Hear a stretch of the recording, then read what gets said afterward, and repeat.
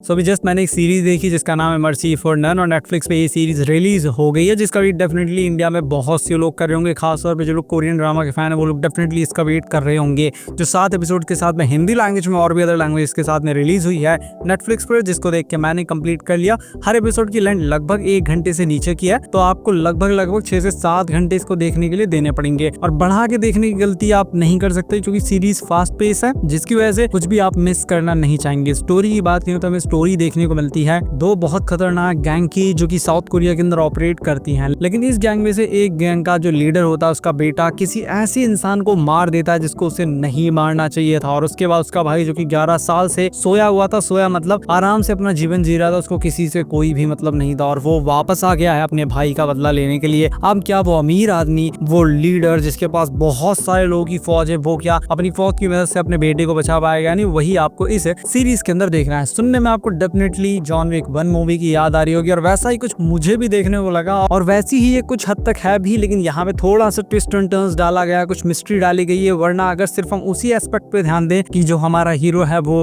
उस लड़के को मारेगा और उसका बाप उसको बचाने की कोशिश करेगा, तो एज इट इज लगता है कि जॉन विक हम देख रहे हैं। लेकिन यहाँ पे जॉन विक से अलग चीजें दिखाई गई हैं। जो हमारा हीरो है वो जॉन विक से भी ज्यादा कुछ हद तक बैडएस लगता है। वो लोगों को मारता जाता है, कोई भी उसके आगे टिक नहीं पाता। भले ही वो लंगड़ा हो, एक पैर से लंगड़ा है, लेकिन उसके बाद भी वो दुश्मनों को जिंदा नहीं छोड़ता। जिस तरीके से वो लोगों से जाके बातचीत करता, जिस तरीके से उसके पंच का इम्पैक्ट दिखाया गया, जिस तरीके के एक्शन सीन्स दिखाए गए हैं, वो माइंड ब्लोइंग है। मतलब कि मजा आ गया। जब तक ये मारपीट वाला सीन चल रहा होता है और जब तक ये उसको ढूंढने के लिए जा रहा होता, कहाँ है उसका बेटा, उसको चल के मैं मारूंगा, वहां तक सीरीज बहुत अच्छी लगती है। लेकिन साथ में एक मिस्ट्री भी बैक एंड में चल रही होती है, जिसकी वजह से मन में ये बना रहता है। हमको पता तो होता है कि हाँ ये जॉन विक जैसा लग रहा है, लेकिन फिर भी मन में ये चल रहा होता है कि मिस्ट्री फिर क्या करेगी। इस मिस्ट्री का जरूर कुछ ना कुछ इस सीरीज के अंदर काम होगा, तभी तो इसको स्टोरी के साथ आगे बढ़ाया जा रहा है और वो जाके आगे पता लगता। और उसके बाद जब मिस्ट्री रिवील होना शुरू होती है तो सीरीज थोड़ी सी स्लो पड़ जाती है। लेकिन इसका मतलब ये नहीं है सीरीज वहां पे बेकार हो जाती है, नहीं, थोड़ी सी स्लो पड़ती है। मिस्ट्री धीरे धीरे अनवील होती है, लेकिन उसका जो इंटेंस माहौल होता है वो थोड़ा सा ठंडा पड़ जाता है। उसके बाद फिर इन्वेस्टिगेशन जैसी चीजें शुरू हो जाती हैं, लोगों के बारे में सच पता लगना शुरू हो जाता है, और वहां पर भी हमारा हीरो